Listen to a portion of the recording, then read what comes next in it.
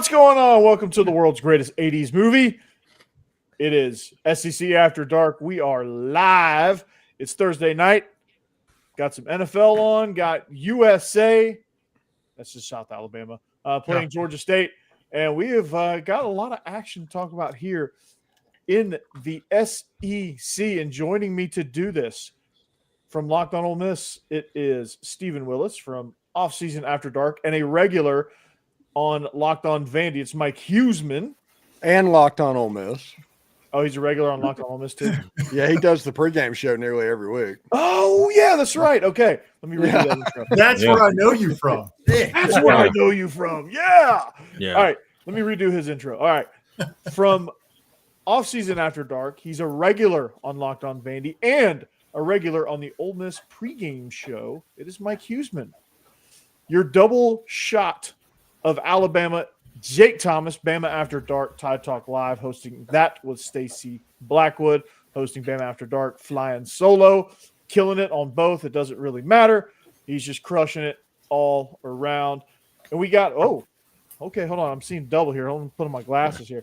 We got Hammer and Boss Man. Put on my spectacles. Full crew. Yeah. Boss Man, Biscuits and SEC. You got a big one this week with the Ags. Mm-hmm. And back fresh off, I think he just did his last photo shoot of the day from Olin Mills. Is Jeb Beecham. Yeah. Welcome back, buddy. Nirvana, love the shirt. Thank you. And looks like Rick and Bonnie is happy to see you, Jeb. So. All right. Well, I'm glad to be back finally. It gave you 3 extra points. Yeah. 2 would have been like, yeah, we're okay to see you. 1 would have been like, it's good looking. All they have to do is throw a swing pass for a pick 6, and Jeb shows back up. That was the play of the week. We got to break that down. Right? That changed the complexion of the game right there. Yeah. That one play. It did. Because honestly, it was a back and forth game up to that point. It did, and that was such a brutal play. They were getting ready to. That game was gonna. Oh man, that thing was gonna swing heavy into Tennessee's favor. There, they drove down, and that was just so brutal to watch. Yeah, and I for once, for like 5 seconds, I felt bad for Tennessee. That I'm like, wait a minute, it's Tennessee. So, yeah, I didn't really. Yeah, sorry, Jeb. It's okay. I'm a Georgia fan and a Vandy fan, so I hate you 2 ways. and I am sorry about this, but but the San Diego Chargers wearing the LTs, I did not know how much I needed those. Those are beautiful. Yeah, they are. I don't even have my remote with me. I can't look it up. They're wearing the LTs with a Google it, Jeb. You can Google that with a little bit of the numbers underneath the bolt. Yeah, just a little bit of that old school flair. It's great, and it is such a beautiful uniform. The Chargers have such a good combo. They screwed it up last week by wearing those Madden created jerseys. Yeah, that was like Color Rush, like on steroids. Yeah, don't do that. I was like, I was gonna watch this because I had a player on their team going for my dynasty team. And I was like, I can't even watch this. Like I can't watch Red Zone because they're going to show this game too much. It's just like one of 2 games. Mm-hmm. I was like, I can't do it. Can't do it. Can't do That's it. against unis in the NFL. Just almost any combo, but the color rush or the field rush or whatever they do. Yeah. Their powders are they're elite. Yeah. The powder on white is. By the way, the San Diego Chargers powder blue that you always hear about is exactly the same color as the Ole Miss powder blue. They're both Nike and all that. It's called Italy blue is what they put in there. And so both teams wear the same thing. Italy blue. Yeah. Do they put their pinky in the air when they tell you what the color is? It's Italy blue. It's imported from the great wine country, Italy. I don't like it. Let's start calling it American Freedom Blue. Gulf of America blue. America. Yeah. It's beautiful. It's beautiful blue. It's the greatest uniform I've ever seen. Of all the uniforms, it's the greatest. It's a great uniform, really. Nike did a phenomenal job. I didn't know we had Trump joining us tonight. Yeah. Seriously. It's a big First deal. Big guest for SEC After Dark. That's right. We got Trump. Maybe if you're lucky, boss man, I will come on your show. I will do some guest. Vandy fans will get tired of winning. They might be winning too much. Yeah. Oh, yeah.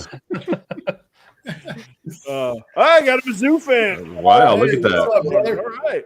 Welcome in. Love it, man. Love it. Big game in Nashville this weekend for you guys. Yeah. Yep. Game.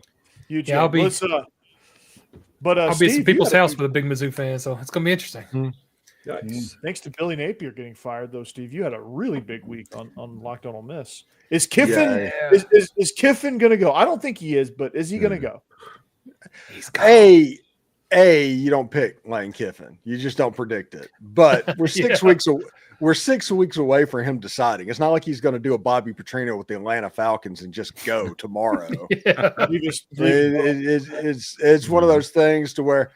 Now, I'm not going to do something stupid like not do a title with Lane Kiffin in Florida in the same title. I'm not going to do that, but there's nothing anybody imminently has to worry about. yeah. Literally, my goal, my pie in the sky goal this year, whenever I was talking to my manager, and it was like, hey, what do you want to do? And it's like, my goal is to hit 50,000 views in a 48-hour period on YouTube. That's my goal for this football season. I know it'll never happen, but I just want to hit it this year. Yeah. And Zach's like, oh, man, that's awesome. Okay, yeah, I mean, that was going to be really hard to do. I've been over 50,000 for the last 24 hours. Dang. That's awesome. Yeah. That is awesome. That is phenomenal, dude. Yeah. And Monday, I'm going to recycle everything. If Ole Miss beats Oklahoma, take that, Florida. Yeah, I'm totally going to do that.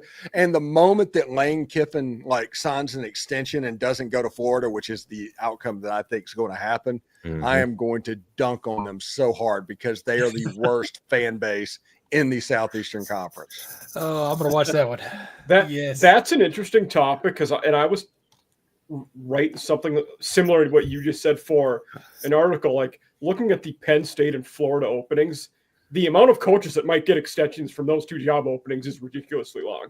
Yeah. Yes. All kinds of guys might get bigger deals because of those two openings right now. Mm-hmm. Yeah. The rumor at Ole Miss is Lane Kiffin is in line to get about $13.5 million from Ole Miss a year, which is higher than Kirby Smart currently makes. Yeah. Well, I think 12.8 is the highest in the country right now. Yeah. Right. Yeah. That's the reason he just needs to make the playoffs because, whenever you pay that much money and there's not a playoff berth, optically, that's a different thing. He needs to win the game against Oklahoma on Saturday. You play to win the game. Yeah, he definitely does. It needs to be an 11-1 season. It needs to be a playoff berth with a playoff win. To me, I think they just need to get in the tournament this year because that's the corner. That's the door for Ole Miss. Just get in. Ole Miss, Yeah. And once you get in it, it's going to be easier to get into it next year and the year after that and things like that. Yeah. We always talk about Ole Miss being on this Clemson trajectory. That's the next step. Just get into the tournament. After that, you can worry about winning the tournament. That's fair. But I guess if you're going to give them life-changing, record-breaking money, I guess fans are going to want – I can't speak for Ole Miss fans because I'm not in that fan base, but – is that going to be like if he signs that deal, though? Is it going to be like the pressure's on, like, hey, you better win a playoff game now because you signed this contract? Not this year, but next year. There's no more such thing. If you get that much money, there's no such thing as a rebuilding year. Yeah. It doesn't exist. Yeah, that's accurate. I agree. Hey, interesting note. Just from what he said there about them waiting to fire Freeze. What is the advantage to firing early as opposed to later? Is getting like a jump start on the coaching search that big of a deal? Or? I guess for portal, like you want to show guys that are about to jump into the portal. You want to show them, hey, we're heading in the right direction. You want to get those narratives out there. You can't really do that with the guy that's still employed. I don't know, like recruiting, I guess. Like recruiting's a big thing. And I guess you're going to take a hit at some point. So why not going to get it out of the way? With the massive teams that have done it this year, Florida, Auburn, Arkansas, etc. It's an arms race. The advantage to doing it now for Auburn, I think, is negated because there are significantly better jobs out there. You've lost any perceived advantage by doing it early. Waiting is fine now at this point. Yeah, you're not going to be and also you have to be careful because there is a home run slam dunk interim coach on Auburn's staff to where if he fixes the problem, all of a sudden wins a couple of games, there's going to be an swell of people that want him to get the job. And then you have a whole nother headache on your hands. DJ Durkin would be a problem if he got that interim head coaching job. I think you just let Freeze kind of stew in it, sit in it, get 55-10 by Alabama, and then show him the door after the game. There you go. Yeah, true. Yeah. Fingers crossed. Yeah. I don't know if there's any – well, I do see what you're saying about Durkin, but I don't know if there's any it's a rock and a hard place. Like, I don't know if there's any good – it's not good to wait to fire him. It's not good to fire him right now necessarily. His buyout's not that big. Auburn, $15.4 million is his buyout. They'll eat that for lunch. You know, that's Yellowwood's got that himself. Yeah, exactly. Right. So that's not a problem. If I was going to fire him, man, I'd just get it done with. And Durkin puts you in a rock and a hard place. And look, don't get me wrong. I know everything that happened in Maryland. It was not a good situation. But for me, I read into that situation pretty deeply. Our grandfather, Hammer and I's grandfather, went to Maryland. And I was kind of keyed in on that situation just to see what was going on. And obviously, a kid losing his life is absolutely terrible. But, you know, DJ Durkin, he kind of tried everything he could to make it right and do the right thing, at least from my perspective, everything I read. So, you know, I know he's kind of been blackballed out of a head coaching position, but the guy would be a really good head coach. Yeah, that's the reason you don't make him the interim coach. Yeah. Because that decision, and it's a PR war.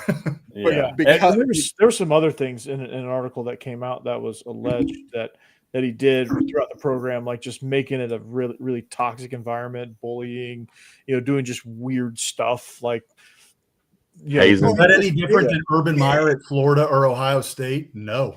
It's not, but bullying is one of those things we only tolerate it if you're losing, or we talk about it when you're losing. Good point. Yeah. If you're winning, we allow it. Mm-hmm. And which is still wrong, but it is 100%. But it's perceived differently. Yeah, and Florida being completely fixated on Lane means that if Auburn went into it and got it going on, they could be on the lead for a James Franklin. Which would be he's going to be dangerous for somebody because, like, I don't think Penn State. I don't think Penn State's as good as they think they are. Yeah. No, they're not. No, not at all. And I feel that way about Auburn too. By the way, while we're talking about them, they're not nearly as good as they think they are. Yeah, and Florida's not as good as they think they are. Right. Hey, here's the thing, though. People would have said that about Texas A&M when Jimbo Fisher was there, when Kevin Sumlin was there, right? They think they're better than they are. It only takes a coach. And now we got a coach, Mike Elko, and he's got him at 7-0. And there's still a lot of football to play. We'll see. But it seems like they got the right guy. So it's get the right guy.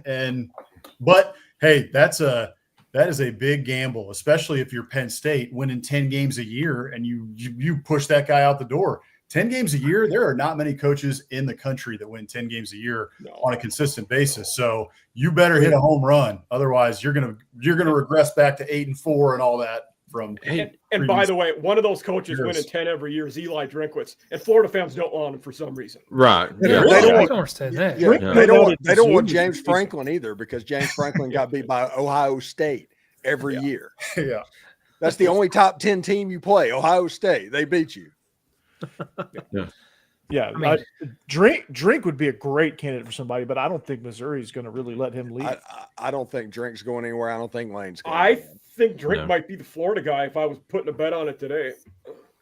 Yeah, I mean, I hear the fans don't like it, but I think the school would be smart enough to hire him. Right. Hopefully. He's freaking good, man. Like, he'd be good at Florida. He'd be. And really there was a point in time where I think, and he met a crossroads. I think it was like 2021, maybe he met a crossroads, or 2022, somewhere in that range, where he was like, if he got it was the Georgia game where they almost won, and they should have won. And that was kind of the crossroads. 21, moment for him. yeah, It was a 21. crossroads moment for him. Like if he would have gotten blown out, they probably would have shoved him out the door. This is what I felt like the sentiment was there. And then he almost wins that game against that team, and all of a sudden things turn around for him. And now, he's sitting on back-to-back 10-win seasons at Missouri, and it's a hell of a thing, man. And that would be, if you go 10-2 this year, it'd be third year in a row. So, Yeah. Hey, this is kind of funny. For you guys, I had not heard this, but that Florida fans don't necessarily want. I knew this. I guess they don't want James Franklin for he can't win the big game kind of thing. If you go all the way back, 2013 was the last year James Franklin was at Vanderbilt. They beat Florida in the Swamp 34-17 in 2013 when James Franklin was their head coach. So anyway, just some history there. Still have nightmares about him at Vanderbilt. Yeah, and I don't think that was the Jordan Rogers Vandy either. I think that was KJ Carter Samuels. Yeah, I think it which is the second year, because it wasn't the good Vandy with Jordan Rogers. Yeah. Which is insane. He won 9 games. And the Twitter account, what is it, College Football Nerds? Yeah. Posted on there talking about James Franklin and Vandy winning 9 games back-to-back years. It was a schedule. It wasn't that impressive. It's like, dude, there was no transfer portal then. That was James Franklin recruiting to old Vandy stigma. Winning 9 games, whether it was a bowl game or not, that deserved a freaking parade. Yeah. Yeah, that was a tough thing to do, man. And yes, we do think he will. Yeah. The right job for sure. I think Auburn. If he doesn't, it's going to be Florida State probably. If Florida State decides they want to pony up. So, You're right, Steve. It was Austin Carter Samuels. And another crazy thing about that was that the co-defensive coordinator on that Vanderbilt staff was Brent Pry. Wow. Oh, dang. Crazy. Yeah. Co-defensive coordinator. Well, he's going to be a co-defensive coordinator somewhere. Yeah. Yeah.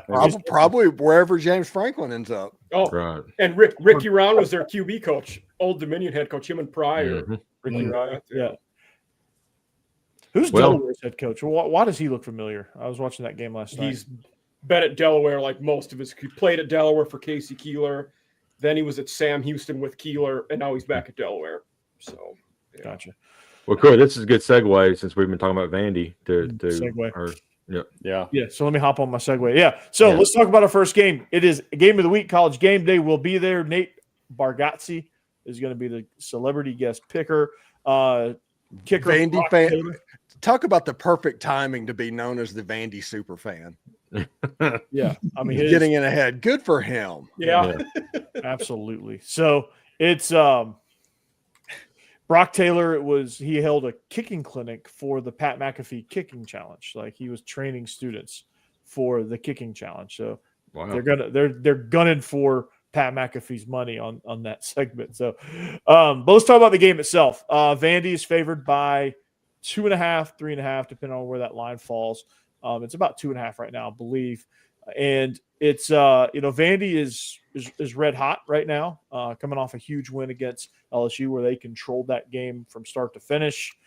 Missouri coming off a loss to Alabama, a struggle win against Auburn, who has a really great defense, but just as a team overall is just not good. So there's some things Missouri's got to clean up if they want to be in this game, because this is like, for me, this is one of those games where you have a Vanderbilt team that's going to – a veteran Vanderbilt team is going to make you pay if you're not sharp. Now, Missouri is super talented.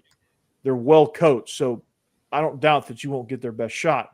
But, Mike, you and I talked about this by the numbers last night, so go check out that full episode. But I'm going to ask all you other guys out there, what jumps out at you about this matchup? What jumps out to me is LSU ran the ball fairly effectively against Vanderbilt. They just didn't have the stick-to-itiveness. That's not going to be Missouri's issue with the weapons they had. There's a chance in this game they completely just out-athlete Vanderbilt because they're the first team that can just line up and run it down their throat. Now, against Auburn, Auburn was able to stop that a little bit, and they probably picked some stuff up. But I like where Missouri's running game and how they match up against the Vanderbilt rush defense. And you have to add Bo Pribula in as a threat running the football in this game. You need that 11th player. Yeah, Missouri is the 7th rated rushing team in the country. They are the 7th rated run defense in the country as well. Both of those numbers bode well for that team. Now, Vandy also running the ball extremely well. But I think the game comes down to whoever runs the ball better. And if you see what Corey and I talked about last night, the numbers are very close on this one. Like their rankings across a lot of stats are very close. They're almost identical Yeah. stat-wise, and they're identical identity-wise, except for that small scheme difference where Vandy's more of a gap scheme option team, and Mizzou is more of a stretch wide zone team. And they just go about it differently, but they have the same general identity where they just want to control the line of scrimmage and run it down your throat. So this is going to be an interesting game, Hammer, boss man. Like when you look at how it's matched up, like you have a phenomenal front seven with Missouri. You have those two edge guys, Damon Wilson, Zion Young. Like, how is that going to affect Diego Pavio? Well, that's what I'm really interested to see. I'll take this one real quick, and then Hammer, I'll let you go. You guys have talked about this before on the show. Vandy, with their offense, is one of the best at using your pressure against you. And we saw that even against LSU, right? I mean, you see Diego Pavia. We talked about this on Biscuits and SEC Live last night. Diego Pavia is just running this offense like a maestro. I mean, he is just dialed in with everything that they want to do. He's reading pressures well. And like that touchdown in the fourth quarter he had where there was pressure coming from his right side, and he looked over, he saw the hole, and boom, 30-yard touchdown, right?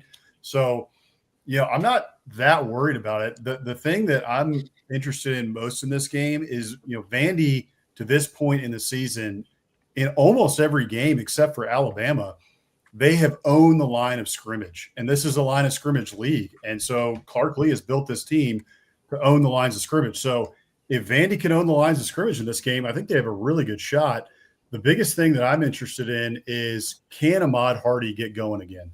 If you look at Mizzou's stats, Mizzou is number one in rushing offense in the SEC, 244 yards a game. That's a little bit skewed because of those first couple games. And then in the last 2 games, Ahmad Hardy has been under 60 yards rushing. The last game, he was just over 2 yards a carry. Yep. So can Mizzou establish the run against a Vandy front that wants to control the line of scrimmage, which, again, they have done in all games except for Alabama. And even in the Alabama game, they did a decent job of it. They weren't getting pushed around against Alabama necessarily. So that's the big thing. Can Mizzou get Ahmad Hardy going? Obviously, they're going to try to. They're going to be hammering it early to try and get that run game going. If Mizzou is able to get Ahmad Hardy going, I think it could be a real tough day for Vanderbilt. But that's kind of a big if you're looking at the last 2 games. Yeah, Jake, what against Alabama, like what was Alabama able to expose about Missouri and Vanderbilt? They've both played Alabama up to this point. So like using that as one of our best common opponent, I should say. What did you see as the major differences between how both teams played? Well, the big thing that Alabama has done this year is control the time of possession clock. I mean, last year Vandy controlled, I think they had the ball out 42 minutes in that Alabama game. So, and this game this year, Alabama did not allow Hardy to get going because Missouri was behind the 8 ball most of the game. Just like Vandy got out to nearly a 10-point lead, almost had a touchdown to go 14 up, but Alabama still had the time of possession, and they didn't use Alexander as much in the second half like they needed to. So 4 carries in the second half. Right.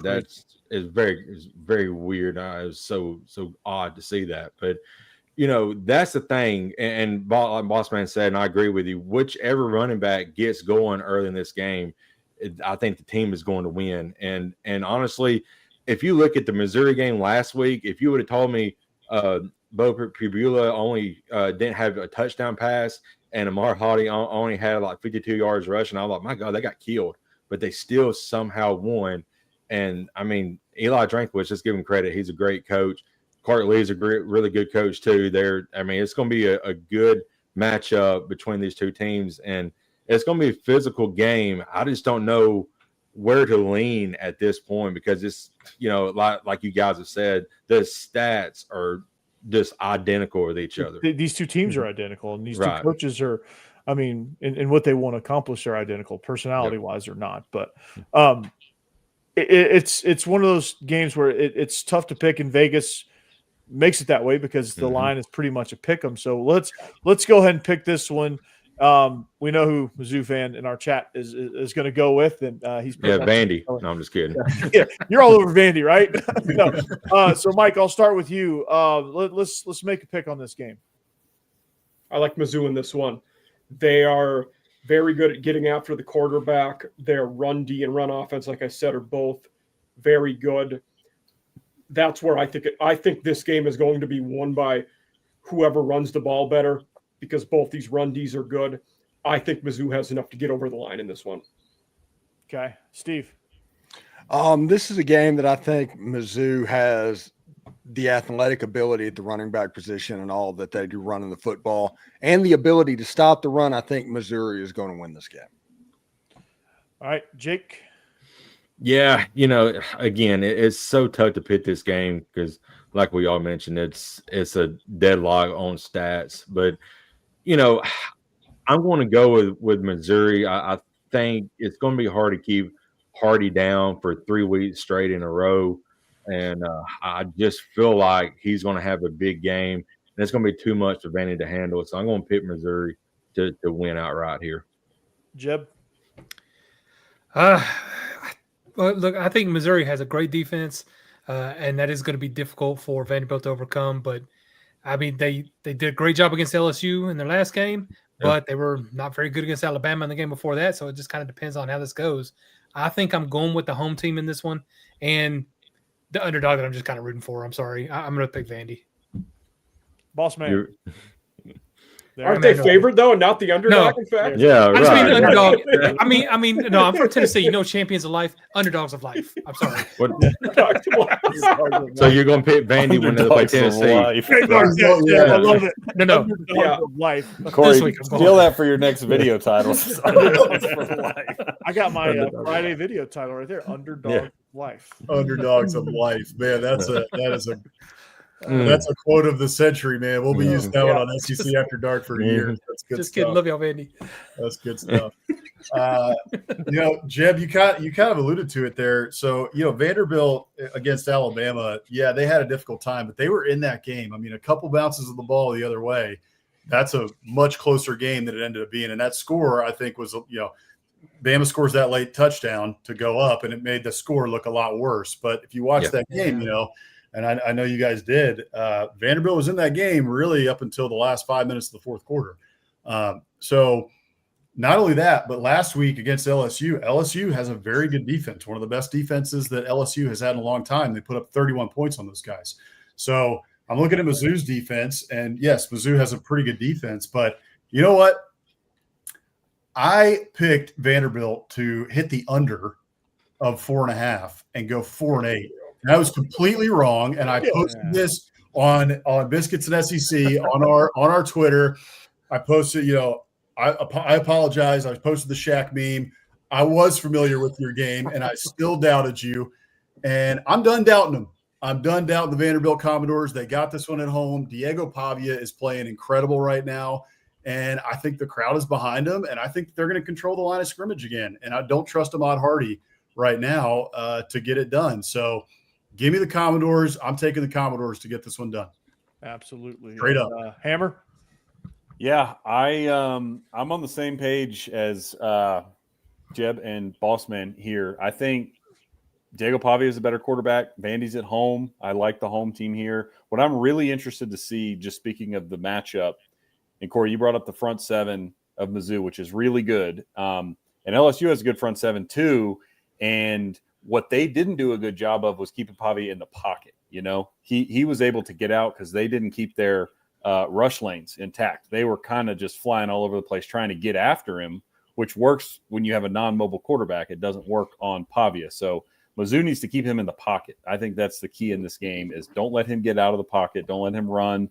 Don't let him throw on the run. Just keep him in the pocket. But I'm similarly, I'm not going to doubt Vandy. I think they're at home. They're a really good team. And this is the second game in a row, back-to-back road games. It's a tough place to go after you're playing an overtime game in Jordan-Hare. So give me Vandy. All right. Did you just say that Nashville is a tough place to play? Did you really just say that, Hammer? Vandy is actually a tough place to play. Traditionally, it's a very tough place to play, but it's not because like Tiger Stadium. It's because that stuff can fall on your head at any moment. It's just people It's a completely bring your own energy game. It's one of those things that you can fall asleep at 11 o'clock in the morning, realize in the third quarter you're in a ball game. And that's what makes the trip. It's the same reason why Kentucky sneaks up on people at home, because it's dead for most of the game, and then you then you got it's 11 a.m. kick. Yeah. Bring your own energy games. Like that's a real trap, especially for college football. Well, they'll have plenty of time to wake up because Oklahoma and Ole Miss is 11 o'clock game. But my pick is this, and I'll give you. I'll let you listen to Mike and I's episode that's up on YouTube right now or wherever you get your podcast to tell you exactly in depth why Auburn was able to have some success against Missouri's rushing attack. Vanderbilt's got to do the same thing, maintain gap integrity. I think they will. I think when you look at these running games, they're extremely efficient. They're extremely effective for different reasons, but they're the same. So you got to look. So you got to then go to the matchup of the quarterbacks. And I'm taking Diego Pavia over Bo Perbula right now because of what he's been able to do. You have a Heisman campaign going, which he's third right now. You have college football playoffs in your sights. Missouri does too. But for Vanderbilt, this is like they're seeing blood in the water. This is like a brand new Vanderbilt team. Like Clark Lee we're seeing a whole new side of him that we haven't seen since he took over.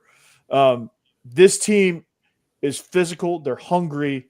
They've got the home crowd. They're going to have a more pro Vandy crowd than they've ever had. That's starting to build now. It's not 12 road games a year for Vanderbilt anymore. It's going to start trending in that direction. Jared Curtis is going to be on the sidelines. He may flip. But that would be nuts. That'd be I don't think it's going to happen. What? By the way, give me a Thanksgiving weekend game where Tennessee is 9-2 and Vandy is 9-2. Oh my gosh! Yeah, that would be. Yeah. Or how about Vandy being please 9-1 because they're going to win this game, and then I don't think they're going to be truly as challenged from here until Tennessee after this game. If they can get over this hump, they'll have relatively lightened schedule with because Texas ain't as good as they once were. Yeah, they got Kentucky and then Tennessee. Texas is a tough matchup for Vandy, though. Their defense is really good. Right. And really Kentucky is a tough matchup for Vandy. And that's not even making a joke. Just what Kentucky does well, that game could easily turn into a rock fight. It's in Nashville. So, but I'm gonna favor the home team here. I'm gonna say it's gonna be relatively high scoring for these two teams. It's gonna be like a 34-31 type game. Brock Taylor the advantage in the special teams as well. Hey, I said this. I think I tweeted this out. If Vandy wins this game, they should be favored in Austin. In what world did we ever say that Vandy should be favored? Well, don't they have a winning record against Texas historically? Yeah. To be fair, Steve Sarkisian is the first coach I've seen in like 4 years that's been taught offensive football by Mark Stoops. So seems like it. If you gain 150 yards total against Kentucky and allow them to gain like 400, I don't care that you won the game. Mm-hmm. Yeah, you're lucky.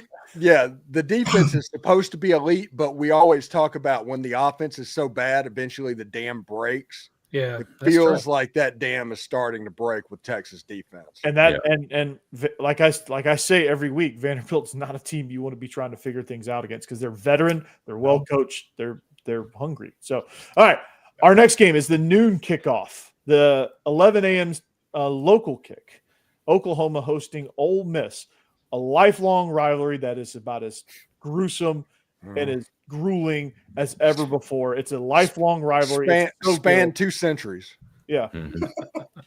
And it is one of those you Yeah. just cannot miss. It's appointment television for this rivalry, like the traditions, all of that. The t-shirt- Everybody knows exactly where they were every time these teams played. And for some, that's just a reach, man. That's like, hey, I Mhm. can't, So, Ole Miss, Oklahoma, Steve, give us a tale to take here.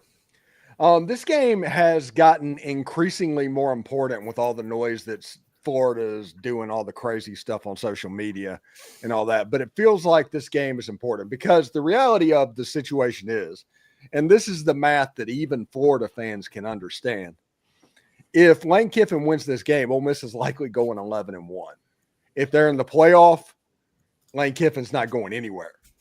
So they need Ole Miss to lose 3 games. And there's 5 games left in Ole Miss's schedule. This is obviously one. They can take care of one themselves. And then you have Mississippi State, South Carolina, and the Citadel, where Ole Miss probably shouldn't lose any of those ball games. No. So if Ole Miss wins the They're game tough. against Oklahoma, they're probably going to go 11-1 this season and end up hosting a playoff game. And the whole Lane Kiffin to Florida debacle story, whatever you want to call it, is over. It's gone. Well, at Bye-bye. that point, you may have the bye and not play the opening week.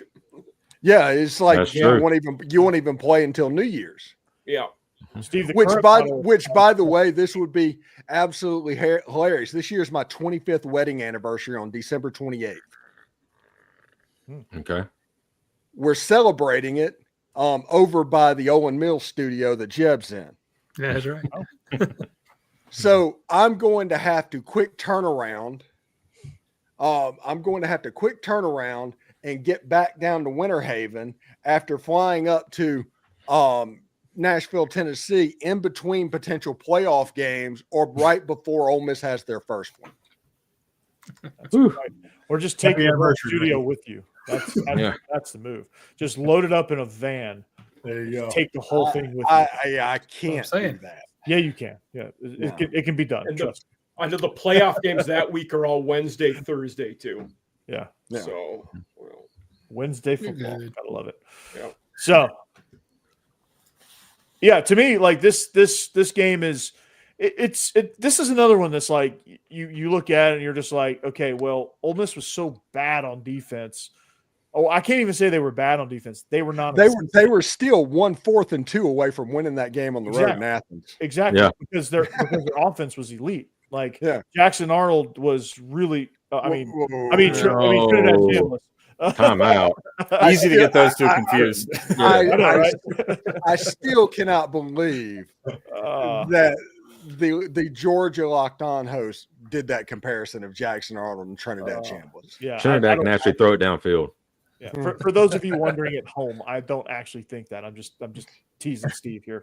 Yeah. But no, in reality, Trinidad Chambliss was electric. He was dicing them up, and I think you saw the crowd and the energy in Athens kind of get to him late in the game, and we knew that was potentially going to happen. But yeah, I don't think it was the crowd. I would think it was just the pressure of thinking they have to score a touchdown every time you touch the ball. There's no way that you can. Because the It was defense kind is of so bad. it's the pitcher that started aiming the baseball. I mean that's what it was instead of just throwing, and I think that's what got him. I don't think the atmosphere got him. He got excitement, but all of that. Listen, the big thing in this game, it's about starting raining about right now in Norman, Oklahoma. It's going to rain all day tomorrow. It's going to rain all the way up into kickoff. And whenever you have a quarterback where they're worried about him holding and controlling a dry football, this could be an elite turnover game for John Mateer. Yeah, I mean, I'm looking at it. It is supposed to start pouring at 3 a.m. and not stop until 8 p.m. Sunday. Good night. Yeah, Quite a that bit of game rain. and the Arkansas game, the Auburn Arkansas game, are going to be. it just started sloppy. raining, and it didn't quit for 5 months. Yeah, I know we pick sides on the show, but if you like, unders due to 20-mile-an-hour wind and downpour, these games aren't bad options. But I'm fascinated in this game because if you look at the schedules of both of these teams, this will be the best offense Oklahoma's played, and everybody's already saying Oklahoma one of the best defenses in the country, and statistically they are, and they very well might be, but they have not played an offense like Ole Miss. The best offense they played is Texas. Seriously. Yeah. And Georgia. I don't know what to make of this Oklahoma offense completely, but like I think they're probably better than LSU, but not by much on offense. And we saw what Ole Miss did with a healthy LSU. Mateer, yes. With Mateer coming back too soon, that was brutal. That was stupid. Brutal to watch. True. You can't really judge that game offensively, truly, because you're like, oh, they just rushed him back, and I don't know what they would have done with Holloway. So they are elite at stacking the quarterback. Mm-hmm. They're by far number one in the country. That numbers wise, that's an area they could give Ole Miss problems. Yeah, and Ole Miss didn't even allow a tackle for a loss against the Georgia Bulldogs in that game. That's wild, dude. No sacks, no tackles for loss. That's wild. It just crazy. That 4th and 2 just kind of broke the dam for. Yeah. If Ole Miss makes that one stop, they go down and probably score a touchdown, and they're up by 16 points in the 4th quarter. And that game's over. Mm-hmm. Yeah, because Georgia's just they can't keep up. Yeah. At that point, that was for me. That was a pretty good moment, converting at 4th and 2. Mike, do you think at all the Oklahoma run game last week that we saw like a little bit of for the first time is something they can continue, or is that a South Carolina? I do. Issue? I actually think Blaylock has been significantly getting better. He's a freshman. As the season goes on, he's getting more of the lion's share of those touches. He's doing better. And their O-line is also doing better in the running game, which has been a big component there, where before it was they were just blocking the guy in front of him and Mateer was finding running spaces. They appear to be more cohesive now. Yeah, but they will be without their top 2 right tackles against. They will, yes. Mm, and I think I think they have a third alignment that's out too. Yeah, I think so. Well, that's huge. That was my question on this was, can Ole Miss exploit the OU offensive line? Because that's generally, of course, this season and even going back to last season has been their weak spot. And then because Ole Miss, I think it's got I think they're like 15th in the SEC with like 1.5 something sacks a game. Yeah. So are they able to get to the quarterback? And then Oklahoma, Hammer talked about it. We saw that semblance of a run game. Blaylock maybe starting to get it going, especially with the rain. This one could be just, a super soaker, just a mud pit out there in Norman.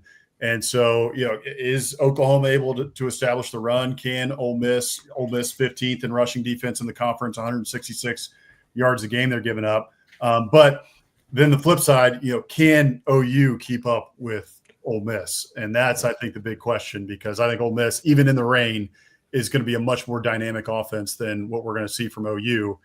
So can they keep up? And is Mateer healthy enough? He looked a lot better last week. He was much more efficient, but only threw for 150 yards and a TD. I think he was like 18 to 26. So, we'll see. The rain is a big factor in this game. It could completely throw out, a bunch of the offensive stuff that both of these teams want to do. It may just be, again, Hammer said it, take the under, right? Because this one could be 24-21, just because of the elements.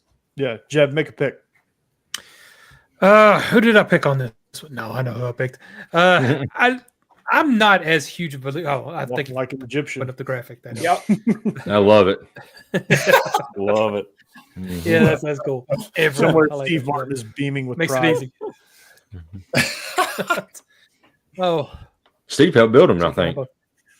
He did. Steve built the Sphinx. Yeah. Yeah. He said, "You know what? We need to chop the nose off." Yeah. That's his idea. Yeah. All right. Look, there's no way I'm picking against Ole Miss right now. Not in this game. I just feel like their offense is so much better. I don't know how the rain's going to affect it. That'll be interesting to watch. But for now, I'm not going to just assume that that's going to destroy what they're doing. I think Lane Kiffin's good enough to plan around that. So I'm going with Ole Miss. All right, Jake. To me, the biggest thing in this game is which team is going to have the better spots on those shoes, because you're going to have to plant, and when you're running, you're just going to get slick. So when you plant to make a move, you're going to probably slide and fall. So, but in all seriousness, Ole Miss is definitely the better team here, even in the elements. But I was just looking at Oklahoma. If they lose this game and what they got left, are they favored in any game the rest of the year? Maybe besides LSU. I mean, they got to go to Alabama. They still got Tennessee, and they got Missouri still. So it's a tough road for Oklahoma if they lose this game. That Oklahoma LSU game could be like the battle for the Birmingham Bowl by the time. It very well could be. Yeah. Very well could be. But I'm I'm taking Ole Miss. Yeah, Hammer. Yeah, I'm taking Ole Miss too. I mean, I think they're playing really good, and if I'm getting 4.5 points, I'll absolutely take it. I said it before that this is the best offense Oklahoma has seen. Now, I think the weather will play a factor in how effective Ole Miss can be, but I think this is a big challenge for Oklahoma. So, if Oklahoma wins by a field goal and I can still win this bet, then yeah, give me the Rebs for sure. Yeah, I'm taking the under for sure. But with the elements the way they're going to be, you kind of have to lean to the more well-coached team, and I think that's going to favor Ole Miss here because they're going to be able to handle those elements a little bit better. They're going to have a little bit better of an operation. As sloppy as it's going to be, there's going to be some fumbles. There's going to be some sliding around. Those are hopefully all we're in the stormtroopers so they can go from white to brown. But it's going to be a muddy affair here in Norman. So I'm going to favor Ole Miss here because really I trust Lane Kiffin to operate in less than ideal conditions than Brent Venables. And that's no shot at Brent Venables. I just think Lane Kiffin is better. Mike. I mean, yeah, everybody is on Ole Miss. I am too. With the healthy John Mateer that we were seeing up to 3 weeks ago, that Oklahoma team was a top 8 team in the country. Right. They were really good. Until I see him looking healthy, though, I'm going to be down on them. He is a shell of what he was before. They rushed him back. The hand doesn't seem right. Until I see him at full strength, I'm not going to be, on them against good teams. Ole Miss is a good team, so I'm going to take the Rebels on the road. Boss man. Yeah, I'll be brief here. I think that's exactly right what Mike just said. John Mateer healthy. This is a different game. Without the elements, it's a different game. But I think Ole Miss, I know that they've got their struggles on defense, but with the elements, I think that actually favors Ole Miss because I think you're going to be able to just key in on that run game for Oklahoma, bottle it up and say, beat us with your arm. And that means, John Mateer in the elements with a hand that we're still worried about that it's not 100%. And then flip side, Ole Miss's offense is just really good. I think that they just have the better offense in this game, even with the elements. So I think Lane and the offense in Trinidad Chambliss and everybody is going to be able to break through at least a couple of times and get a win. So I think they cover here. I think they get the win straight up. Steve, finish it out. If you look at this game, Oklahoma is like 119th in the country in turnover margin. Ole Miss doesn't force turnovers. That's one of the weaknesses of Ole Miss's defense is not forcing turnovers. Well, Oklahoma is giving the ball to everybody. So which side is the better side in this game? Also, Ole Miss has trouble against the run. OU has not ran the ball particularly well. Whenever you deal with coaches like Ben Arbuckle, who is a branch of the Mike Leach tree, even though he's not a Mike Leach guy, but he's kind of a branch. He's a branch over here. Branch. Yeah. Do those coaches, even when they have success running the ball, do they continue to do it? Because most of the time they'll have one game and then they kind of get off of it for the next one. Yeah. That'll be interesting questions. I think Ole Miss just has the better football team than the Oklahoma Sooners. And as long as you don't go there and give short fields and turn the ball over and stuff like that, if you just play clean, you'll probably win this game. So I'm going to take the Ole Miss Rebels. All right. Is that a clean sweep on Ole Miss? Yep. Yeah. Sure. Yeah, that makes me nervous. Yes, we have it. Like the game day curse. Yeah. Yeah. Sorry, Steve. Don't screenshot that. Yeah. Sorry, Steve. I think we just cursed you. All right, our next featured matchup, we're going to have to go quick through the other games, or we might just go overtime. Who cares? A&M travels to LSU. A&M 7-0, right? Did I get that math right? 7-0, ranked 4th in the country. traveling down to a struggling LSU team who struggling. They had a struggle win against South Carolina. They got beat by Vandy. Brian Kelly, I think it feels like the locker room's slipping away a little bit with him. A&M is red hot, dude. They're like a firecracker right now. And it is Marcel Reed getting all the hype there. The Le'Veon Moss situation, what's the deal with that, Hammer Boss Man? Is that still what's his availability? How do we see this matchup? Because I don't He done. he done. He's out. Well, for this week anyway. for this Yeah, week. he's out. Yeah. So he's out. Yeah, Right? Yeah, and he's y'all out. haven't won in Baton Rouge since you joined the conference, right? 1994. So here's a stat for you. We Who's put counting? Yeah. Biscuits SEC Live last night. So two things on this. One is that A&M is 7-0 for the first time since 1994. The last time they beat LSU in Baton Rouge, 1994. So the other piece of this too, it's going to be a super soaker across the SEC. We just talked about multiple games that there's going to be thunderstorms, wind, rain, all sorts of stuff. That could also happen on Saturday night in Baton Rouge for this game, which makes me – I mean, there's a lot about this game as an Aggie that worries me. Obviously, night, Baton Rouge, all that stuff. But 2013, the Aggies went into Baton Rouge early in the season looking like, okay, we're national championship hopes and everything. Johnny Manziel coming back for year 2. It was a game very similar to this where you had overcast, rain, kind of nasty day in Baton Rouge, and LSU just bottled them up, and Johnny Manziel wasn't able to do what he normally does. So lot of storylines in this one. Brian Kelly also, I think he's like 5-10 against ranked opponents, 20-1 though in Baton Rouge. Ooh. So look, there's a lot of history riding against the Aggies here. However, the Aggies are favored. Like, they're the better team. Right. They're definitely have played like the better team. What's going to be interesting to me, especially if it is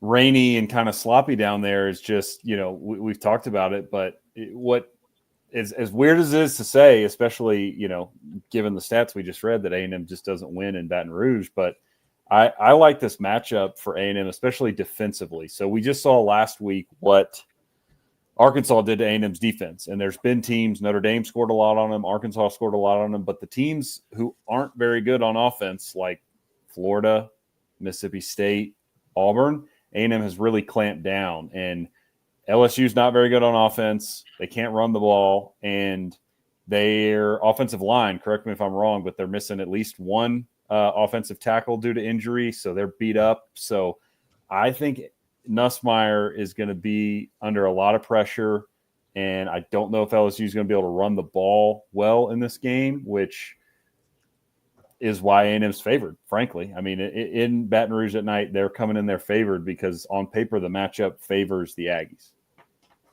Yep. Interesting. Weeks is out as well for LSU. That's a big loss for them. It really was jarring how important he was to that run defense, because him being out was a major factor. Yeah. Is that his little brother on the team? Because he played pretty well for a little while Yes, there. brother. Yeah. Yeah. But I think it's the older brother, isn't it? Oh, maybe it's older. Oh. Older brother, yeah. The younger one isn't playing. The older one is the one that plays. Like Okay. I think his name is West. Yeah. West Weeks. But to that point, how important he is to that defense, and Corey, you brought it up. You saw it against Vandy, and A&M and Vandy, especially the way that they run the ball, is vastly different. But in terms of offensive line play, A&M and Vandy are two of the top offensive lines in the conference. And so in a game that might be sloppy because of weather, you're missing your best linebacker and you're going up against one of the best offensive lines in the SEC. That just feels like a tough matchup for LSU. I mean, they're going to have to really dig deep and find something. A team that's just so bad against the run, it just, or not against the run. They're so bad at running the ball. Yeah, running. Yeah, they're just and Vandy, they were successful against Vandy running the ball because Vandy played their pass offense. They dared them. They said, "Hey, you know what? Yeah, run. We want you to run." we feel confident enough to bring people forward to stop the run. And aside from a few chunk plays, they really kind of handled their run game, which is LSU had something going early and they kind of inconspicuously got away from it. And that was the quick game to Barry and Brown, because he's one of the few players that can hurt you, like literally hurt you on a single play. And it felt like they wanted to make a concerted effort to get him involved, but this offensive coordinator for LSU just got away from that in the second half and just like, hey, we're going to go back to playing regular football again. Well, that defense, like Vandy played those fast screens really well. They came off blocks and they did really well at the point of attack there. So they played those beautifully. Yeah, but the problem is they still gain 3, 4, 5 yards, which means they substitute for the running game. You're not trying to put I forget his name, the number 0 at running back to try and to make something happen. Because Harlan Berry is too young of a player or something like that. Using Berry and Brown and those quick screens and all that, all of a sudden that keeps you ahead of the sticks. The problem that LSU had and it continues to have is when you have a 3rd and 9 or 3rd and 11. And against Mike Elko, if you have a 3rd and 9 or a 3rd and 11, it's over. It's Katie bar the door. So I think the important part in this game is going to be LSU figuring out a way to stay on schedule, because they're not the explosive offense that we were all told they were going to be 6 months. Find an identity. They don't have an identity. They don't have a set of things that they're like, hey, we're struggling a little bit. We're going to go to XYZ and we're going to get our mojo back, and then we're going to start rolling. Like they don't have that. Yeah, I think the main thing is their offensive line is absolutely terrible. It's insane. And then when they get an injury, it got even worse. Like Garrett Nussmeier, he got hit every play. It feels like. Yeah, if it's 3rd and long against A&M might kill him. Mm-hmm. I mean, it might be Rocky. It might be Rocky 4 out there. A&M so far. In the towel. A&M Either of these teams gets to 3rd and longs, they're in trouble. Yeah, that's true. But A&M has feasted against offensive lines that are not so good. I mean, go back and look at the Auburn game. Mike Elko's bringing all these blitzes. You got Cassius Howell out there on the edge, one of the best defensive ends in the SEC. Torian York, Damian Sanford, Scooby Williams. I mean, they bring it from all over. And so, like Hammer said, I expect Nussmeier to be under pressure a lot in this game. Also, by the way, when Whit Weeks doesn't play, LSU 0-5. Ooh. So it's amazing how important that is that he is to that team. Yeah, I mean, it's unbelievable. He makes make a pick. Okay. I am going with the Aggies here. Homer. Really, I'm surprised that you guys are making me pick. But I just think that normally there's a lot of stuff that scares me about this game. I'm not picking because I'm calling the game. LSU wounded animal mode. At night in Death Valley, 20-1. You got all the elements which could slow A&M's offense down. But the one thing that I think puts A&M over the top, I do think their defense is going to play really, really well in this game. So it could be a low-scoring affair. A&M has shown they can win any game you play them. You want to play them in a rock fight, they can beat you. You want to play them in a track meet, they can beat you. So I think that versatility of A&M's offense helps. And even without Le'Veon Moss, this running back room is still 4 deep. You got Jamarian Morrow, the freshman. You got E.J. Smith, who played very well the last 2 weeks. He's getting a lot more touches. Amari Daniels. And then you got the home run hitter in Ruben Owens. So I don't think LSU is going to be able to contain it. Vandy just scored 31 against them last week.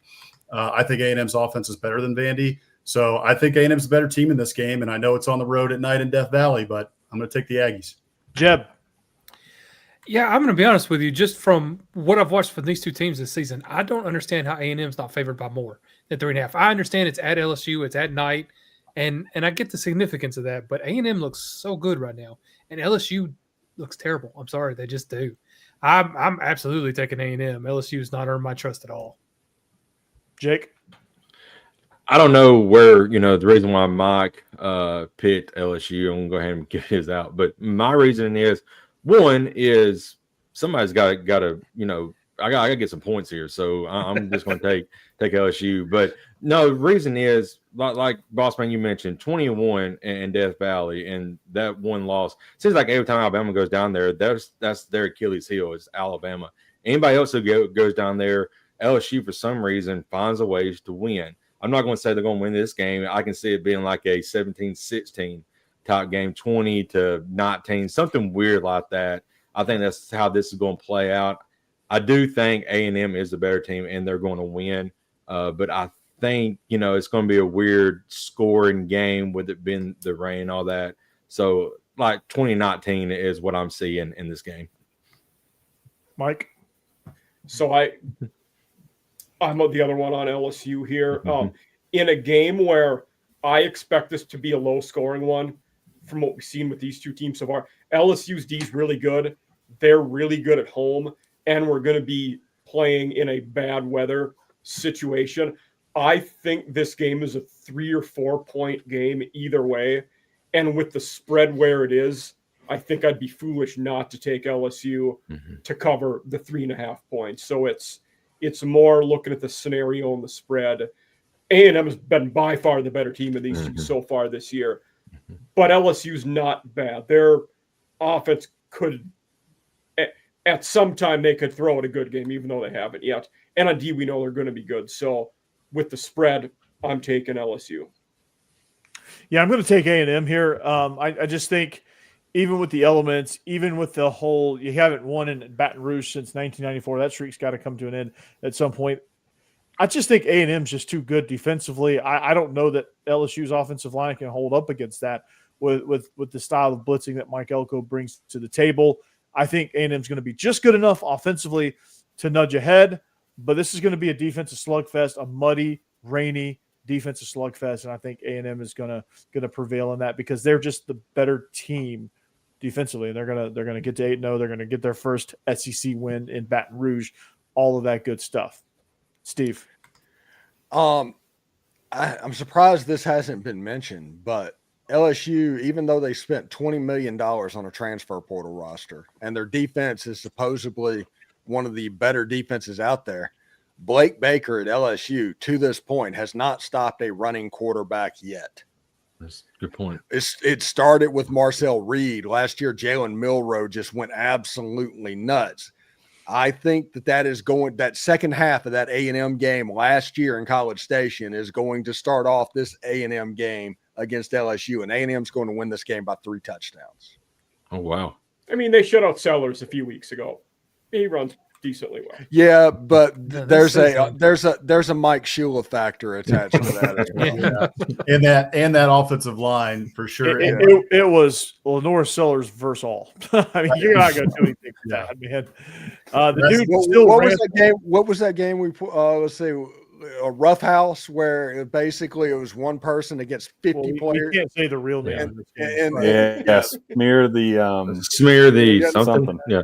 We called it rough house, because people in Mississippi are known for being very correct. Yeah, that's what it is. So, throw them up, bust them up is what. But it was that. It was one person versus 50 people. I mean, yeah. Hey, I know we got to move on, but last thing I'll say on this, I mentioned this maybe a week ago or 2 weeks ago. Yeah. Oh, yeah. Oh, I'm going Aggies all the way. I already gave my skill going Aggies. Come on. I'm believing. I'm believing. I forgot he had to make a pick. Yeah. Homer. Well, I mentioned this a couple weeks ago. I think it was 2 weeks ago that A&M had, of all the tools in their toolkit so far this year, they had not brought out the read option. And they brought it out a little bit last week against Arkansas. They showed it. I believe they scored a touchdown on one of those with Marcel Reed. And so, they haven't had to bring it out like they did last year against LSU, where they just ran it over and over again. But yeah, Steve, as you mentioned, I could really see A&M pulling out the read option for the first time this year and just, running it over and over again until LSU stops it.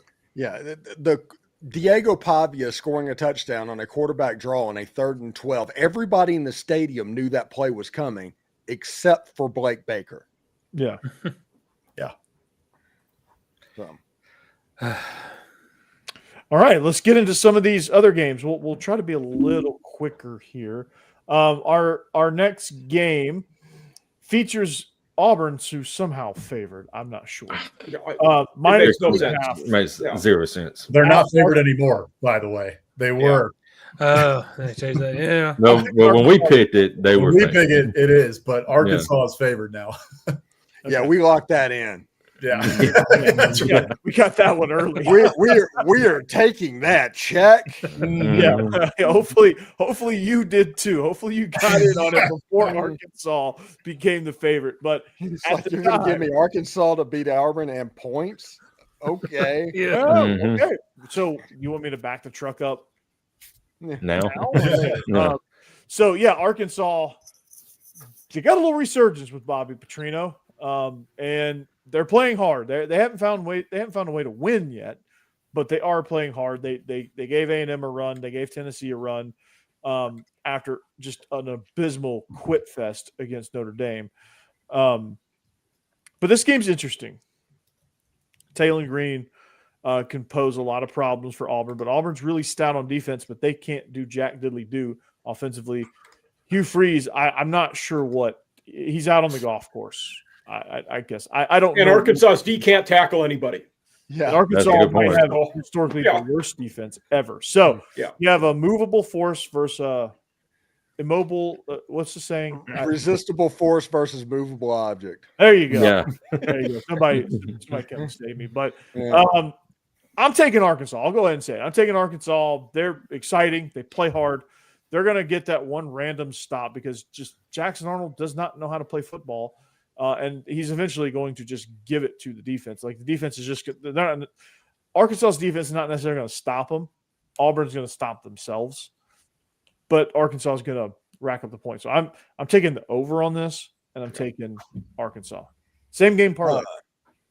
I'm also But taking don't- the over in this one because Arkansas is going to score on anybody and they can't stop the run against anybody, even in the bad weather. Let's say 55 and a half is what we're at for the over. I'm going to take it. But I'm also on Arkansas on this one. To me, the spread was nonsensical when it came out. Now, where the spread is at right now with Arkansas favored a little bit, I would really have to think about that one. It's tough right now, but spread we picked, Hogs. Jake, All what do you right. think? Yeah. Yeah. Well, as a Bama fan, nightmare fuel creeps in here because if Auburn does win, they are 4 wins. They're going to beat Mercer. Then they play the Iron Bowl, needing a win to get bowl eligible. And down there at Jordan Hare, probably a night game because that game always is at Jordan Hare. It could set up badly for Alabama. So I need Arkansas to win here. I think they're going to.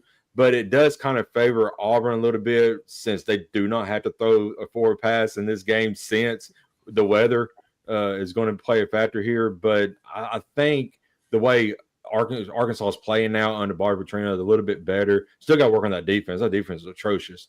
But I think they get enough stops against Auburn's offense to win this game. He's going to hire DJ Durkin as his defense coordinator, so it'll be all right. Hey, apparently Deuce Knight took down all of his Auburn stuff. He did on Instagram. Ooh, Mm, Deuce nice. Knight. Well, there was Durkin and Bobby rumors- P coached together with the Aggies. Yeah, there was rumors that come out this week that whoever the backup is, and Jackson Arnold was both getting, first. Ashton Daniels, he was Stanford last year. Right. Yeah. Not Deuce Knight. So of course he's probably feeling a little Yeah, shunned. so it's going to be a Notre Dame. It's going to be an Ole Miss. One of those Mhm. two when it happens. Deuce Knight tried to go to Lipscomb Academy, so Yeah, Diego Pavi's graduating finally Mhm. on the Van Wilder plan. we'll count them out, man. Yeah. Oh, the Van Wilder plan. Yeah. What you got, Jeff? I would say I'll go next. I'll be quick because I'm definitely taking Arkansas this one. Arkansas is just kind of more fun to me, and then this is just 2 bad teams. I don't know who's going to win, but I'm going to root for the one that's more exciting to watch. So I'm picking Arkansas. I think this one is obvious. Taylor Green. It's a lot of times in the SEC, it comes down to who's the better quarterback. Who's the better quarterback in this game? Taylor Green. He's a stud. That Arkansas is scoring ridiculous amounts of points right now. They're averaging 7.6 yards per play. That's insane. That's insane. They're averaging 513 yards per game. And Auburn, while they have a decent defense, they're 8th in total defense in the SEC. They're giving up 316 yards per game. I know this is going to be a weather game. We'll see. I still think Arkansas is going to get 400 yards on Auburn. And at the end of the day, Auburn is on the verge of collapse. And I know that injured in hair, that could be, wounded animal mode back against the wall. I frankly think this team has quit. And I think that they're done with Hugh Freeze. And so I think with that and with a little bit of momentum with Bobby P and this Arkansas offense, I think they get the job done. I'm taking the Hogs, and I think they win by 10 at least. The fans have quit on Hugh Freeze for sure. That too. Mhm. Yeah. No, yeah. Woo pig for me too. Give me Arkansas. Auburn just this game might be real close, but in the fourth quarter, when you need to make a play to win the ball game, Auburn is incapable. They don't know how. If they end the game at the third Yeah. quarter, Auburn would be undefeated right now. Right. So, I can't trust that team to do anything. So thinking that they're going to go on the road and get a win, I just don't see it. What was it against either Oklahoma or A&M? They only had one total yard in the fourth quarter in those games. A&M. Oh, Yeah, yeah. A&M. Yeah, and it's crazy. Yeah, they had like 5 drives in that game Mhm. within one score in the second half, and just it did nothing. I screwed that one up. I thought this one is in Donald W. Reynolds. So Yeah. anyway, but whatever. Yeah, no, you're exactly right. Like Auburn. Woo pig suey. All right. Steve. This is one of those weird situations. Remember that South Park episode to where they were playing league and both the teams were trying to lose the game, Oh yeah.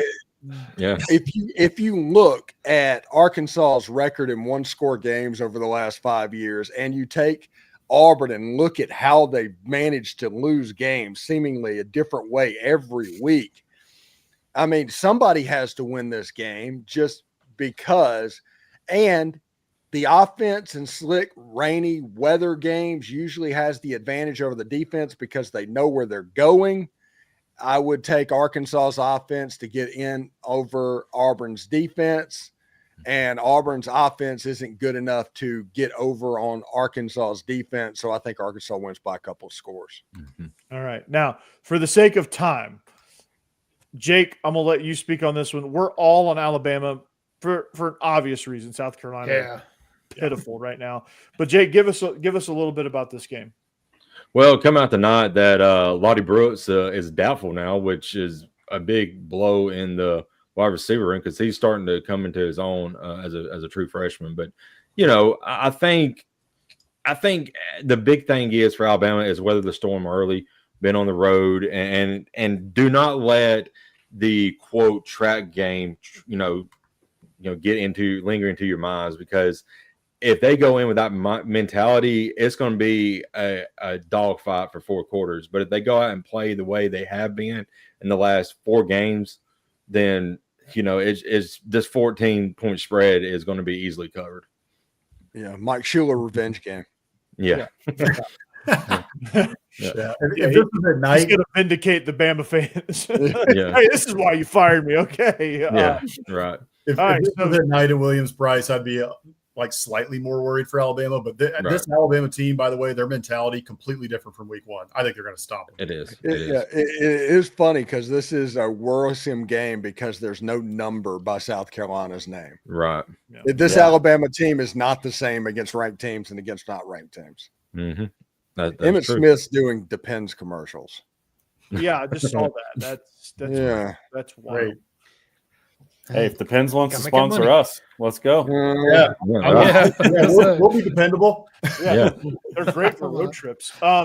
Speaking of exciting football, Kentucky hosting Tennessee. Tennessee's 8.5-point favorites. We'll popcorn this one. We're all on the Vols except Jake. But is there any way Kentucky wins or covers in this game?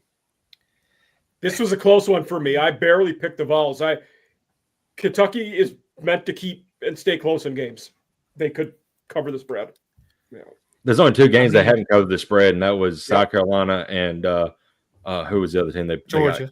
Georgia, yeah. Yeah. Other than that, they have. No, they covered against Georgia. That was They the did cover back against Georgia. door. Yeah, it was. There was a back door. Oh, cover. Yeah, Mike and I were talking about that. it was. Yeah. Yeah, South Carolina and Never a doubt. that's it. Yeah. never a doubt. So they do. They keep it close. So I think Tennessee's going to win, but About like 7. I can only hope one thing in this game, and that is it is a carbon copy of the game 2 years ago when Kentucky had the ball for 45 minutes and lost. Like I said, that would be their way to Oh, keep it God. close. Yes. Right. Yeah. But they got Because- shellacked too, I think. in that They game. Yeah. did. Because Yeah, every that time was Tennessee a- touched the ball, they scored. Yeah. Yeah, Right, it it was was like a so 2-play weird. drive from Tennessee, and then Yeah. Will Yeah. Levis is doing everything he can. I Rob praise was Kentucky buzzing there that. as I'm on Tennessee in this one too. So Mm. yeah. Yeah, I'm on Tennessee. I think they win by 10. I mean, it'll be relatively close, but 10 points is a cover, so that's where I think that score is going to be. Jeb, what's the health of Aguilar? Is his neck okay? He's not on the injury list. He's going to Okay. play. So Okay. I don't know. It's worrisome, but it's also his Mhm. last year. Just keep throwing him out there. It'll be fine. Yeah. And Tennessee, where they've struggled, is against good offenses. But I don't know Yeah. that Kentucky can take advantage of Tennessee where they're struggling anyway. I was gonna Hey, say, no, Tennessee's no. going to score. Can Kentucky find a way? And From what Tennessee- I was told, Texas's defense is elite, and Ah. Kentucky just went straight through that Texas defense. Oh yeah. what that's did Nick happened. Saban like? Shit through a 10 horn. Yep. Through a 10 home Yeah. run. That's my Yeah. favorite. Do not mess with Cutter Boley. He might have brought a knife to a gunfight when they played Georgia, but he's ready to go this time.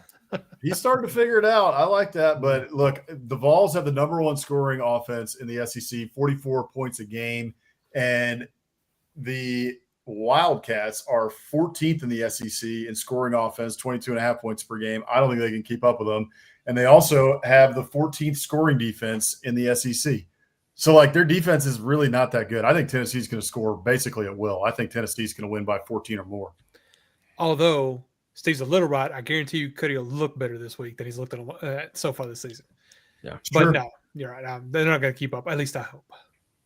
I think Tennessee's due as well. They're pissed off from last week about that stupid play at the goal line that flipped the entire game, the pick six. So I don't think they're going to make similar mistakes. I think they're ready to roll. I think they're going to roll. Speaking of teams that are going to roll, Texas 7.5-point favorites at Mississippi State. This game, I just feel like Mississippi State just ruined their chance at their first SEC win last week against Florida by not running the ball 3 times and kicking the game-winning field goal when they had a chance to. Aren't you passing it?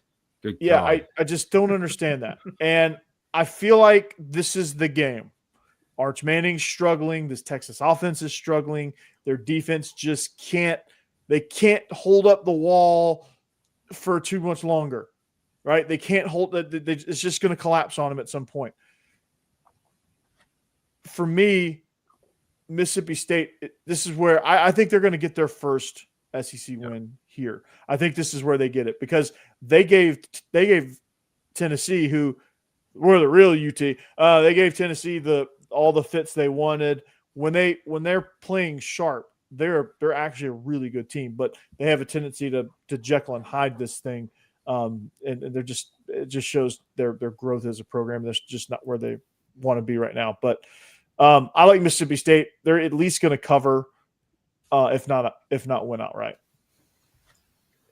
Steve, I don't think they win outright. I do think they cover. I think Mississippi covers. I think Texas wins, but not by a touchdown and a hook on the road. Steve, Yeah. Normally, I'd say that Texas couldn't beat somebody by multiple scores, but they did that to Oklahoma. So who the heck knows? I guess as long as you don't punt the ball to that punt returner at Texas, you're going to be all right. Yeah. So I would tell the punter just to kick the ball out of bounds, and I think you're going to be pretty good. But give me Mississippi State and the points in this game. I don't care that if Texas wins or not, but giving me more than a touchdown against anybody and it's Texas, that feels like a pretty safe bet. Jake. Yeah, I agree. Yeah. If it comes down to a field goal and Mississippi State needs a field goal in this game to win, I don't think they're going to pass it, and down there in field goal range. They're going to But they'll get just fumble. they'll fumble, but even if it's coming down to that, they're still covered anyway. But yeah, I just think Mississippi State right now which is weird to say they're the better team, but it is what it is. Yeah, that is weird to say. Hammer. Yeah, same. Give me the points. I don't trust this Texas team. I could just see this game getting real weird, Corey. Like you said, I don't know if I'm quite bold enough to say that Mississippi State wins outright, but it would. Is this a weather game? No, No, No. but it's a cowbell 75 game. degrees, cloudy. It's going to be fun. Normal, You know, nice. Arch Manning, his ears are going to be ringing. There's going to be a picture of him on the sideline when he's like 4 for 11, where he just looks completely lost, and the cowbells are going nuts. And I will say, say it. Say what I think you're going to say. Well, a Manning playing in Starkville, it's going to be freaking nuts. They're going to be up. But also, this is one of the few teams that Arch Manning has played against before and had success against. So that could be something to pay attention to in this game. But the cowbells and all that's going to be absolutely brutal on Arch Manning, just because of who his granddad is and because he's Eli's nephew. Yep. Boss man. One thing to watch for in this game, Mississippi State is number 1 in the conference in INTs, 10 on the year. Texas, number 2 in the SEC in turnover margin. They've turned the ball over 6 times, meaning they're one of the worst teams in the SEC in terms of turnover margin. So if Mississippi State can force turnovers, Arch Manning has not played well to this point in the season. Mississippi State has a real chance in this game, especially at home with those cowbells. Like you guys mentioned, first time Texas is going there. Texas has not looked good. If you can't go into the big grocery bag in Lexington and get a win against that Kentucky team, and 26,000 marginally exactly fans. They weren't even involved until the third quarter, right, when it's a close game. And then you got people coming to the turnstiles trying to get in because it's like, we might beat Texas, Well, I think Mississippi State is going to be ready for this one. Their fans are excited about it. They can smell blood in the water, and they feel like they can get a win in this game. That's why this is only a 7.5 point spread. Texas, even on the road, should be favored by 10 or more in a game like this. But this year, Texas has not played well. So if Mississippi State can get those turnovers, I think they got a shot. I think that Mississippi State covers. I think Texas gets the win at the end of the day. I'm picking them outright. But I think this is a close one. Another very similar to the Florida game that we saw last week. I think Texas and the Kentucky game with Texas. I think this is a field goal game. Jeb. I don't want to make fun of anybody struggling against Kentucky until after next week. And then, eventually. But no. Jake mentioned this earlier in the broadcast, and I'm gonna mention it now. This is my catch-up game where I'm going to catch up to all y'all, just get another win because the Heisman campaign for Arch Manning starts right now. He's going to win this game. It's finally starting. For the first time, I didn't pick the 26 Heisman campaign. Yeah, Yeah. No, that's what I love about the Florida job talking Lane and all that. The same people saying, "Oh, it's a done deal. It needs to happen," are the same ones that said Arch Manning was going to win the Heisman this year. Right. Yeah. So Jeb took my place in the only person picking Texas. Yes. So I'll gladly pass that torch on to you, Jeb. Mm-hmm. So that's going to wrap up our show. Again, just if you're a viewer of this show, just understand during the season we're no longer an hour-long program. Let's just be real about that. Let's just pull it. We're no longer an hour-long program, right? We're gonna go overtime every single time. Hey, so when you're in the heart of the season, man. Extra football, man. There's so many SEC games every week now because of all these teams, man. It's fun. Yeah, it's just bonus features. And then once the season's over and we're just talking about random nonsense, then we'll talk about random nonsense. And we still may go over. I don't know. Who cares? Right? You enjoy it, right? This weekend, lifelong rivals, Ole Miss and Oklahoma. I mean, man, you just don't simply. Yeah. It's one of those things. I just hope there's not a fist fight. Like, isn't this matchup 3 all time? Yeah. Yes. They played in 99, 2024, and this year. Okay. Wow. Yeah. But according to the SEC, they are permanent rivals.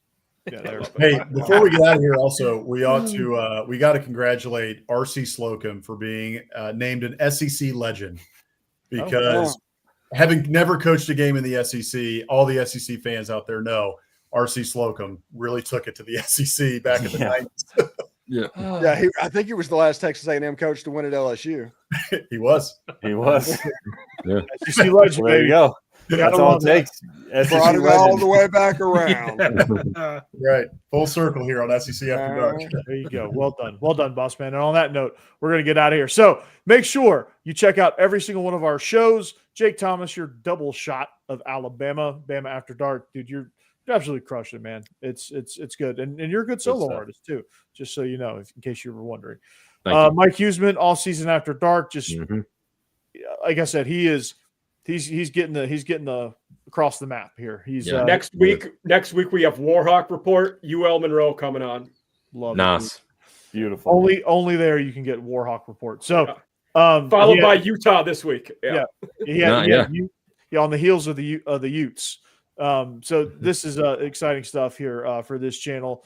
Biscuits and SEC. It's just a run of really Killing good it. guests. Just crushing it, man. Crushing it. All right, Jeb, eventually going to get in on the action here. He's John Cena right now, but he's like the Can't Florida see him. roadways. No, Where did Jeb go? you can't find me. He's like the Florida roadways. He's just under construction. Bumpy. I don't know. Florida roadways. I'm not experienced enough to make that. Underdogs joke. for life.